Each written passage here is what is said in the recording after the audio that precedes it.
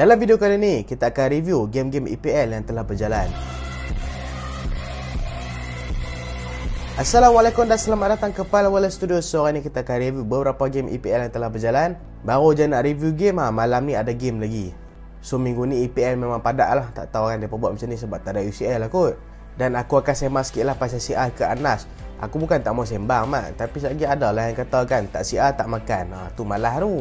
Tapi kita sembang jugalah kan sebab aku tengok ramai komen minta. Kita nak kupas sikit lah perpindahan Cristiano Ronaldo ke Al-Nassr dulu sebelum kita nak review game EPL. Cristiano Ronaldo telah sahkan perpindahan dia ke pasukan Al-Nassr di mana disahkan sendiri oleh Fabrizio Romano, dan kontrak Cristiano Ronaldo bernilai 200 juta untuk 1 tahun.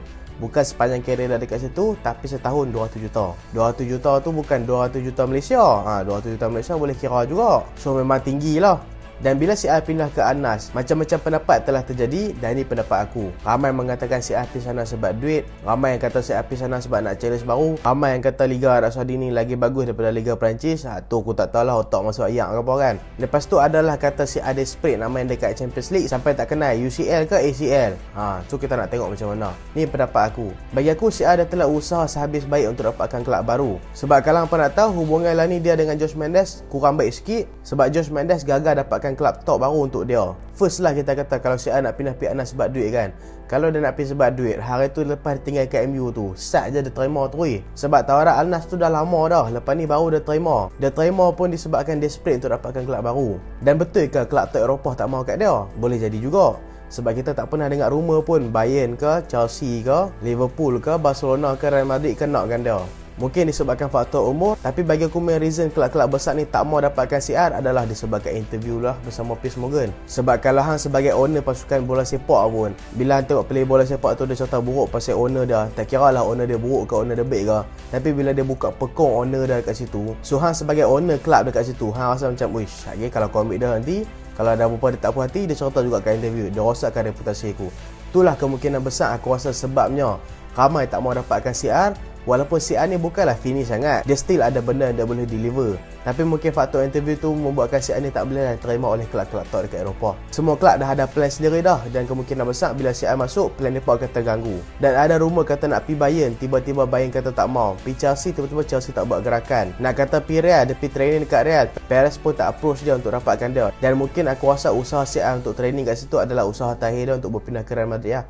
Tapi sayang lah, Perez pun dah bagi tahu dia tak mahukan CR sebab CR ni dah tua dah 37 tahun. Dan betul ke tak ada kelab Eropah langsung nakkan dia? Ada sebenarnya, tapi tak ada lah kelab top Eropah. Contoh macam kelab dekat Jerman yang dengar berminat untuk dapatkan CR adalah Frankfurt. Dekat Liga Perancis adalah Marseille. Dan dekat Serie A pun yang paling tinggi pun yang pernah dengar nak dapatkan dia adalah Napoli. Tapi semua ni tak terjadi, mungkin disebabkan CR yang tak mau pindah ke sana. Sebab hang bayanglah kalau dia pindah ke Frankfurt, mungkinlah level kelab tu tak sama dengan level yang dia nak. Ataupun kalau dia pindah ke Marseille, lagilah aku rasa dia tak mau. Sebab kalau dia pindah ke Marseille, nak kena jumpa PSG tu, tobatlah kena bantai mat. PSG lagi kuat daripada Marseille. So memang akan jatuhkan lagi reputasi dia lah. Dan bagi aku keputusan CR untuk pindah ke Al-Nassr adalah keputusan yang baik lah. Sebab apa? Sebab dia dah 37 tahun dah. Dan dah tak ada apa dah dia nak liga ni kan. Kecuali World Cup tu memang dah tak boleh lah. Tapi dia dah dapat semua dah kecuali World Cup kan. Belanda, UCL, EPL, La Liga, semua dia dah dapat dah. Dan tahun lepas lah, iaitu tahun 2022 adalah tahun yang malang untuk CR. Sebab boleh kata satu tahun tu semua tak memihak kepada dia. Dan aku rasa better lah dia berpindah ke satu kelab yang liga dia downgrade sikit, yang CR ni boleh perform dekat situ dan boleh dihargai dekat situ. Sebab hang bayanglah kalau hang duduk tempat CR, memang koyok mat. Semua against hang, media against hang, semua duk kata ke hang, fan duk kata ke hang kan. Tapi lalah kali buat macam mana juga kan. Dan aku rasa keputusan perpindahan dia ke Al-Nassr bukanlah disebabkan faktor duit. Sebab kita tahu CR ni adalah seorang kaya. Memanglah kita tahu tipikal manusia ni bila dia kaya, dia nak kaya lagi. Tapi CR ni bagi aku dia lain lah. Sebab dulu dia pernah dapat juga tawaran daripada Arab Saudi, pernah juga dapat tawaran tinggi daripada Liga Qatar, tapi dia tolak sebab tentu dia tengah masih berprestasi tinggi. Dan waktu tu masih lagi banyak kelab nak dapatkan dia. Tapi aku tak tahulah pemikiran beberapa orang yang mengatakan CR ni memilih duit untuk berpindah ke Liga Arab Saudi. Member dah 37 tahun mat, biarlah kat dia, bagi dia enjoy sikit nak ujung-ujung kira dia kan. Kasih dah respect sikit lah. Tapi jujurlah, kita semua mesti akan terkilan sikit disebabkan CR pindah untuk keluar daripada Eropah. Sebab bila dia pindah keluar ke Eropah, dia boleh kata keluar daripada radar lah. Dia dah tak bersaing dekat Champions League dah. Paling kurang dia main kat MU tu dia masih lagi bersaing dekat Europa League. Dan sayang bila dia berpindah keluar daripada Europe, dia memang keluar daripada radar.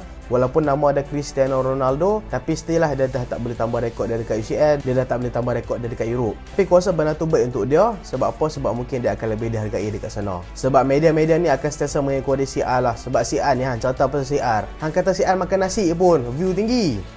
Sebab CR kan dia punya influence besar. Dan itulah aku rasa bila hujung-hujung kira CR ni, baiklah dia berpindah ke Arab Saudi, dapatkanlah sebanyak duit yang dia dapat. Mungkin nanti bila cukup duit beli MU tu. Lepas tu buang lah siapa yang tak suka. So ni lah pendapat aku. Sebab kebanyakan player umur macam CR ni dah retire dah. Adalah yang menang trofi dekat Serie A, adalah menang trofi dekat EPL apa semua. Tapi kita tak boleh compare lah kan. Bagi aku CR dengan Messi, mereka another level lah. Kalau mereka nak pilih pindah ke Arab Saudi umur 30 tahun pun tak ada masalah. Sebab mereka ni memang dah achieve macam-macam lah dekat kelab mereka. Dan aku rasa walaupun kelab Arab Saudi Anas terpaksa bayar tinggi dekat CR 200 juta, tapi aku rasa yang akan menang besar, macam aku sembang kat TikTok, adalah Liga Arab Saudi, kelab pasukan Anas dan juga ACL, iaitu Asian Champions League. Kalau Anas dapat layak ke ACL lah, sebab season ni dia tak main kalau aku tak silap. Bila CR main confirm stadium penuh lah. Nanti memang stadium penuh lah. Tapi lah ni CR tak start main lagi. Tapi itulah kan, bila tengok CR berpindah ke Anas kan, aku rasa macam uish, aku ni dah tua mat kan. Daripada dulu tengok CR muda-muda main kat MU kan, waktu tu dia tengah perform kat MU, waktu tu berpindah ke Real Madrid, waktu tu heartbreaking juga tapi memang dah redha kan. Sebab musim sebelum tu Ferguson dah bagi pindah. Lepas tu dia pindah ke Real Madrid, dia perform dekat Real Madrid, menang UCL banyak kat situ. Lepas tu balik ke MU, childhood club dia kan. Tapi sayang, perjalanan kira kali kedua dia bersama Manchester United tu memang aku rasa memang hancur lah. Memang rosak gila. Dan lain kali dia berpindah ke Anas. So aku rasa macam dah tua mat aku ni kan. Tak tahulah hampa mungkin hampa sampai muda kan. Aku rasa macam aku dah tua gila. So kita masuk ke APL review lah kan. Dan rumusan aku untuk perpindahan CR ni, aku rasa it's good for him lah, but not good for us. Sebab kita terpaksa cari streaming untuk tengok Liga Arab Saudi. Aku rasa bagus untuk CR sebab dia dapat duit banyak. Dia mungkin akan lebih dihargai dekat sana. Sebab aku rasa kalau dia tak perform sekalipun, boleh lah dia nak bantai defend dekat Liga Arab Saudi tu kan. Sebab dia dah biasa main dekat high level dah. Dekat Liga Arab Saudi hafal sangat. So kita nak masuk APL review. Kita dah sembang pasal CR, kita nak masuk APL review. First game kita nak sembang Liverpool berhadapan dengan pasukan Leicester City. Hey Faiz, aku tak faham lah Faiz ni kan. Dia memang, aku rasa dia minat Liverpool ni. Dalam game ni Liverpool telah menang 2-1, tapi dua-dua gol Liverpool tu dijadikan oleh Faiz. Bukan Faiz lah, Faiz. Nama dia Faiz. Dan aku agak amazed dengan permainan Leicester dekat Stadium Anfield. Sebab mereka berjaya menyukarkan pasukan Liverpool dalam game ni. Tapi aku tak tahulah dalam match week kali ni banyak sangat player jatuh. Macam Vardy asyik terplay out je. KDB dekat MC pun banyak kali terplay out. Aku tak tahulah padang ke boot ke apa kan. Mungkin musim-musim jatuh kot, mereka lembik lutut kot. Tapi kalau kita nak sembang game Liverpool, bagi aku dalam game ni memang Liverpool control game lah. Dan aku rasa game changer dalam game ni midfield dia adalah Thiago Alcantara. Thiago Alcantara memang pegang gila midfield Liverpool. Dia bukan orchestrate attacking saja, malah dia jaga juga bahagian defensif, membuatkan pasukan serangan Leicester City susah sangat nak serang bahagian tengah. So selalu mereka ambil pendekatan untuk serang dekat bahagian kiri dan juga kanan. Dekat kiri macam patutlah mereka ada Harvey Barnes yang boleh pecut ke depan. Tapi Trent Alexander-Arnold kalau hampa nak tahu, dia ni bukanlah teruk sangat daripada segi defensif. Dia teruk daripada segi defensif off the ball. Maksudnya kalau hang cross, kalau hang duduk belakang dia, kemungkinan besar dia takkan perasan sebab scanning dia kurang. Tapi kalau daripada segi one on one, bagi aku Trent Alexander-Arnold tak buruk, boleh kata bagus juga. Dan hang dapat nampak banyak kali Harvey Barnes gagal untuk melepasi Trent Alexander-Arnold. Tapi ada beberapa kali juga Trent Alexander-Arnold ni terlepas sampai bagi space besar kepada Dewsbury Hall yang selalu masuk menjenak ke tengah. Dan Leicester berjaya mendapatkan gol seawal minit keempat. Tapi aku rasa Liverpool tetap main dengan tenang dan akhirnya mereka dapatkan 2 gol melalui jaringan Faiz, itulah gol sendiri tu. Dan kalau tolak tepi 2 gol sendiri tu, bagi aku performa Liverpool dalam game ni bagus. Darwin Núñez dalam game ni bagus, cuma shooting dah tu. Hang nak tahu tak, shooting dia lah ni teruk. Sampai setiap kali bola dapat kat dia nak shoot, aku dah relax dah. Aku rasa macam tak gol lah. Sampai aku rasa macam tu lah. Tapi pergerakan off the ball dia memang mantap. Passing dia, link up dia memang mantap. Pernah sekali dia buat passing dekat Salah tu, hampir-hampir nak score, tapi berjaya dihalang oleh Faiz kalau aku tak silap. Faiz ni selain 2 gol sendiri dia score tu, lepas tu dia hilang confidence sat. Tapi keseluruhan game, lagi-lagi waktu second half, bagi aku dia okey lah. Cuma disebabkan dia score 2 gol sendiri tu memang tak boleh dimaafkan lah. Gol pertama tu tak apa lagi, gol kedua tu kan, Núñez dah terkena tiang dah, jauh lagi nak masuk gol. Bukanlah jauh, tapi dia boleh je clear ke tepi. Tapi dia shoot masuk dalam gol tu, dia rasa macam dia striker tu. Aku tak tahu lah kan nasib baik nama dia Faiz. Kalau nama dia Maguire, dah jadi meme dah. Dan Leicester City cuba menggunakan pendekatan pada mula-mula game. Ni cuba main daripada bawah, tapi gagal lah. Sebab macam apa tahu, pressing Liverpool memang mantap. Kalau hang tengok game Liverpool, tak kira lah time mereka perform ke, time mereka tengah tak perform ke. Kalau hang main daripada bawah, memang silap lah lawan Liverpool. Sebab pressing mereka memang mantap lah. Tapi lain kali Leicester tak dapat counter, lain kali mereka kalah dalam game ni. Ada beberapa chance juga yang patutnya Liverpool score, tapi sayang mereka tak skor. Oxlade-Chamberlain dalam game ni agak kurang. Itulah sebabnya aku rasa mungkin lah Jurgen Klopp pun dah panas dengan Diaz kan, asyik injured dah, buat masuk Cody Gakpo. So Cody Gakpo akan main dekat belah kiri, Nunez tengah, Salah kat belah kanan. So kita tengoklah malam ni depa lawan Brentford macam mana. Aku tak tahulah Gakpo start ke tak malam ni kan. Kalau Gakpo start, apa komen kat bawah, okey? So kita masuk ke game kedua lah, iaitu MU berhadapan dengan pasukan Wolves. MU telah menang 1-0. Dalam game ni, waktu tengok line-up, aku terkejut lah kan. Tengok, Rashford tak start. Tengok Martial dekat tengah, Garnacho dekat kiri dan juga Anthony dekat kanan. Dan kalau kita nak rumuskan keseluruhan game, aku boleh katakan Manchester United bernasib baik disebabkan back four Manchester United dalam game ni solid. Walaupun attacking Manchester United dalam game ni memang tumpul. Anthony, pergerakan dia waktu attacking, waktu dia dribble bagi aku okey. Cuma pergerakan dia waktu off the ball dan juga link up dia dengan player lain, dia ni kurang peka dengan keadaan sekeliling tau. Lepas dia passing, dia tak buat progression run untuk buka space dekat player lain, untuk mudahkan player lain untuk passing kat dia. Lepas dia passing kat Wan-Bissaka, dia tunggu je belakang Wan-Bissaka. Dia tak lari pergi space dekat kanan. Space kat kanan tu kosong, dia tak lari. Dan banyak kali dia buat benda tu sebelum dia ni dikeluarkan. Garnacho dalam game ni pun agak kurang disebabkan dia ni terlalu banyak dribble. Bukanlah tak suka ada dribble, suka. Tapi ada masa hang kena dribble, ada masa hang kena passing. Kadang-kadang boleh je dia buat link up dengan Bruno ataupun Eriksen, tapi dia tak buat link up, dia dribble seorang-seorang. Dan Garnacho ada beberapa chance untuk finishkan bola, tapi sayang finishing dia masih lagi poor. Tapi dia masih muda, dia masih lagi kena training lah. Dan aku rasa Garnacho ni tunggu masa je untuk meletup. Mungkin perlu diasah lagi. Decision making dia masih lagi perlu diasah. Sebab dribble dia memang ada cukup on point dah. Memang bagus lah. Eriksen dengan Bruno, waktu first half bagi aku Eriksen agak teruk lah. Bukan sebab dia ni main teruk, tapi disebabkan high intensity pressing yang digunakan oleh pasukan Wolves. Macam patau Eriksen ni dia selalu gunakan space yang agak besar untuk create chance. Kalau dia tak ada space yang besar, dia tak boleh create chance. Bruno waktu first half banyak sangat buat kesilapan, tapi second half bagi aku dia buat kerja sangat baik lah. Dia telah membantu attacking Manchester United banyak kali juga. Malaysia waktu second half memang OP gila mat, tapi first half ya Allah memang teruk gila lah. Waktu first half aku boleh kata banyak kali dia buat mistake jugalah.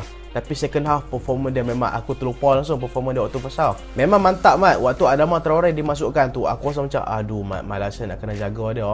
Tapi Malaysia memang jaga Adama Traore dengan sangat bagus. Adama Traore memang dikunci ketat dalam game ni, memang tak dapat bergerak banyak. Dan Martial aku agak kecewa juga dengan dia. Tapi bagi aku bukanlah disebabkan dia ni tak perform dalam game ni, tapi mungkin tak ada luck. Sebab cara dia main memang macam tu. Tapi dalam game ni dia santai sangat lah. Aku rasa macam nak support muka dia apa dah kan. Orang tengah build up elok-elok sampai-sampai kat dia spoil. Macam tu lah kan. Tapi dengan kemasukan Rashford pada separuh masa kedua, mengubah sikit lah attacking Manchester United. Dan juga kemasukan Fred. Bagi aku Fred adalah game changer dalam game ni. Walaupun dia tak score, tapi dia naikkan intensity midfield Manchester United untuk attack dengan lebih cepat, membuatkan midfield pasukan Wolves tak boleh cope dengan midfield pasukan Manchester United. Partner centre back dalam game ni Varane dengan Shaw. Shaw sekali lagi menunjukkan performance sangat mantap sebagai seorang defender. Memang good job lah untuk dia. Dan pujian patut diberikan kepada Rafael Varane. Banyak juga clearance dia buat dalam kotak penalti. Itulah sebabnya kuota Manchester United dalam game ni luck. Dan Wan-Bissaka pun perform juga. Mereka luck dalam game ni sebab back four Manchester United function. Dan juga keeper Manchester United sekali, David De Gea, ada buat last minute save. Kalau letak dah seri lah. Donny van de Beek aku tak tahu lah kan. Kemungkinan tu lah sebabnya Ten Hag masih tak startkan dia lagi. Sebab setiap kali dia ni diturunkan, tengoklah dia kurang perform sikit lah. Ada space besar tapi passing melalut. Tak tahulah kan dia minum berapa sebelum masuk game. Maguire walaupun dia masuk start, walaupun dia ni bawa aura England dia, tapi adalah dia buat last man clearance kan. Aku rasa memang bagus lah. Kemungkinan pelan-pelan akan diberikan kepercayaan oleh Ten Hag. Tapi kalau ada Licha ke Luke Shaw nampak perform kat situ, mainkan je lah Luke Shaw kat situ. Tak apalah, Maguire nak pindah pun, pindah lah. Dan kalau perform kat kelab lain pun tak apalah. Aku dah redha dah kan. Daripada duduk MU, setiap kali dia masuk sakit jantung mat. Tak kira lah dia perform kat England ke apa, tapi kat MU ni mood dia lain. So kita masuk ke next game pula. Next game adalah Manchester City berhadapan dengan pasukan Everton. Yang mengejutkan, Manchester City gagal menang dalam game ni, walaupun mereka bermula dengan sangat baik apabila berjaya mendapatkan gol daripada minit ke-24. Tapi sayang lepas mereka skor gol pertama tu, mereka buntu untuk dapatkan gol kedua. Dan aku memang nak puji gila lah kedisiplinan defender pasukan Everton. Memang mantap dalam game ni. Tapi sayang mereka ni gagal untuk mencarikan gol kedua. Dan lain kali Everton berjaya counter dekat mereka untuk dapatkan gol penyamaan. Dan aku rasa dalam game ni aku memang pujilah barisan back four pasukan Everton disebabkan Manchester City gagal untuk mencarikan gol. MC dalam game ni memang pasti banyak lah, banyak chance side, tapi sayang nak masuk dalam kotak penalti memang payah. Mereka kata dalam game ni Haaland koyak, sebab nampaklah dalam game ni Haaland terlalu bersemangat sampai dia ni koyak dalam game. Dan kalau dekat ujung-ujung game tu Haaland dah memang tak boleh deliver dah dekat MC. Dan KDB pun dalam game ni banyak sangat slip, tak tahulah kan, mungkinlah padang basah ke kasut dia tak elok ke. Dan pujian memang patut diberikan kepada barisan midfield Everton juga, seperti Onana dan juga Idrissa Gana Gueye. Dan aku rasa ni keputusan sangat baik untuk pasukan Everton sebab mereka dapat seri dengan pasukan Man City. Sebab lah ni mereka dalam relegation battle. Tapi satu keputusan yang buruk untuk pasukan Man City sebab mereka ni tengah fight dengan Arsenal untuk title, dan mereka lah ni dah ketinggalan jauh gila lah ke Arsenal, lagi-lagi lepas Arsenal menang dengan Brighton. So bila sebut pasal Arsenal, kita kena sembang pasal Arsenal dengan Brighton pula. Aku rasa Arsenal dah do a great job dalam game ni sebab Arsenal telah berjaya menang 4-2 dalam game ni. Tapi walaupun convincing win, tapi bukanlah convincing game jugalah untuk fan-fan Arsenal. Sebab dekat ujung-ujung memang pelik Arsenal ni biarkan pasukan Brighton ni pegang game. Dan Brighton masuk dalam game ni tanpa kehadiran beberapa playstyle mereka seperti Moises Caicedo dan juga Danny Welbeck. Tapi still Brighton boleh deliver dalam game ni. Tapi awal-awal Brighton dah buat kesilapan disebabkan mereka nak main all out attack kepada Arsenal.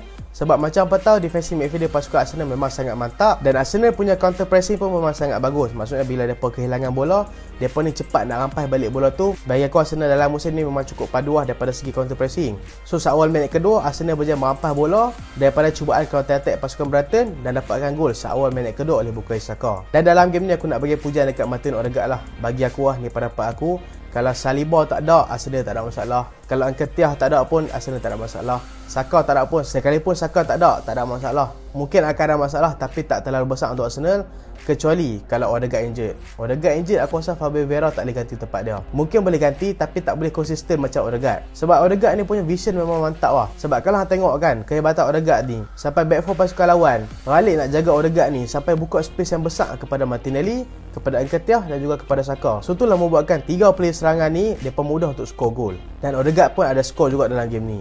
Arsenal dah berjaya leading sampai 3-0. Nketiah sekali lagi balas kepercayaan jurulatih Arteta dia. 2 game berturut-turut start, 2 game berturut-turut skor. Memang aku rasa memang Arteta dah start kepercayaan dekat dia lah. Tapi Arsenal, jangan tertipu lah. Januari ni walaupun Nketiah perform, tetap kena beli backup juga, ataupun tetap kena sign seorang loan backup juga. Sebab tak mahu jadi macam Arsenal 2013-2014 lah. Waktu tu memang top table sampai sebelum Christmas. Waktu Januari ambil Kim Castrom je. Lepas tu tak ada apa-apa juga, dapat nombor 4 je dekat EPL. Memang mengecewakan lah musim tu. So musim ni kita tak mahu jadi sama lah dekat Arsenal. So Arsenal kena splash money juga. Sebab ni rare ni tau. Hang pernah ke tengok Arsenal duduk kat top table? Last 2013 dulu. Ni dah 10 tahun dah baru dapat duduk kat top table. So memang mereka kena buat apa pun untuk menang Liga kali ni. Dan pasukan Brighton walaupun dah kena 3-0, mereka tetap berjaya comeback juga melalui jaringan Mitoma dan satu lagi gol offside. Nasib baiklah offside. Tapi nasib baiklah Arsenal berjaya counter balik melalui jaringan Martinelli. Walaupun berjaya di counter balik oleh pasukan Brighton 4-2, dan Arsenal telah menang 4-2 dalam game ni. Tapi Arteta pun dah bagi tahu dia happy gila dengan pemain-pemain dia, disebabkan bila dia masuk dressing room lepas dia pemenang tu, dia pun dah menang dah dalam game ni. Tapi player-player Arsenal dia pun nak berbincang macam mana dia pun nak improve next game. Dia percaya kekurangan mereka dalam game ni. Aku rasa tu memang winning mentality lah yang Arteta dah lekatkan dekat play-play dia dekat Arsenal. So memang good job Arsenal, dan memang tahniah untuk 3 poin ni. Ni ikhlas ni daripada fan Manchester United. So kita masuk ke next game, iaitu Spurs berhadapan dengan pasukan Aston Villa. Aku minta maaf awal-awal, semalam ada kecelakaan sikit. So game Aston Villa first half aku tak sempat tengok lah. Sebab kemarin tok aku meninggal. So tok aku meninggal petang, nak settle urusan, nak kebumikan semua tu mungkin berjalan sampai, tak silap aku, sampai 10:30 malam. Lepas tu baru settle. Aku pun sempat tengok second half je, tapi memang malak lah. Masuk second half 2 gol. Tapi game Spurs ni, kalau hang tak tengok pun, hang dah boleh agak dah cara dia pemain. Mereka ni akan main sit deep, mereka akan biarkan hang main bola, dan mereka akan cuba main counter. Sebab apa? Sebab Spurs ni mereka tak ada creative midfielder. Aku tak faham pasal apa Spurs mereka tak cuba untuk dapatkan Christian Eriksen sebelum Eriksen tu berpindah ke MU hari tu. Sebab aku rasa Spurs memang perlukan seorang creative midfielder untuk create chance kepada attacking lawan. Lagi-lagi kalau nak main counter attack, siapa player nak channel bola ke atas kalau hang tak ada creative playmaker? Dan dalam game ni Buendia telah berjaya balas kepercayaan dengan menjadikan gol dalam game ni, dan juga jaringan Douglas Luiz juga. Aku rasa defensive Spurs dalam game ni memang lopong gila lah, banyak kali juga terbuka. Kane dengan Son dalam game ni memang hauk jugalah kan. Kesian jugalah dekat mereka. Mungkin Kane ni dah fed up dekat Spurs. So game ni aku tak boleh sembang banyak lah sebab aku tak tengok semua. Dan kita move ke last game, iaitu Chelsea berhadapan dengan Nottingham Forest. Chelsea telah kehilangan poin sekali lagi walaupun mereka berjaya leading 1-0. Aku jujur kan, aku tengok first half je sebab aku tak larat lah kan, sebab tu aku meninggal. Memang banyak high gila semalam, dan aku tengok first half tu aku macam dah barai tak boleh lah. Tapi bagi aku first half memang Chelsea main dengan sangat baik lah. Walaupun Nottingham Forest cuba main counter, tapi Chelsea berjaya cook counter tu dengan baik disebabkan mereka ada Kalidou Koulibaly, dan hang boleh tengok Denis Zakaria dan juga Jorginho. Jorginho ni dia selalu tarik midfield tau untuk pi kat dia. Tapi dapat akan passing kat Jorginho, dia akan passing dekat Denis Zakaria. Dan kalau tengok attacking pasukan Chelsea, ketika mereka menyerang, mereka ni akan cuba serang menggunakan kanan ataupun kiri, dan mereka akan cross masuk ke dalam kotak penalti dan cuba penuhkan sebanyak player yang boleh dalam kotak penalti. akan ada paling kurang 3 orang dalam kotak penalti. Yang wajib dah Kai Havertz, dan yang mengejutkan adalah Deniz Zakaria. Deniz Zakaria selalu masuk dalam kotak penalti untuk tanduk bola. Dan Kai Havertz macam biasa dalam game ni, dia diberikan freedom oleh Graham Potter untuk skor. Tapi sayang sekarang dia pun bolos juga dengan jaringan Serge Aurier. Dan satu poin ni memang satu poin yang sangat berharga lah untuk pasukan Nottingham Forest, memandangkan lepas ni mereka akan berhadapan dengan pasukan Southampton yang juga relegation battle dengan mereka juga. Dan kemungkinan dalam game ni pasukan Nottingham Forest kena all out lah untuk kalahkan pasukan Southampton kalau mereka tak mutu sikit daripada EPL. So itulah video review kali ni. Minta maaf kalau video ni agak panjang sikit. Dan malam ni kita live EPL, esok kita live EPL. InsyaAllah esok kita ada segmen Pala Bola Misteri. Dan esok juga kita tengok Malaysia berhadapan dengan pasukan Singapura. InsyaAllah Malaysia menang esok. Dan terima kasih sebab tak sampai habis. Jangan lupa like, jangan lupa share, jangan lupa subscribe. Aku Solehan. Assalamualaikum.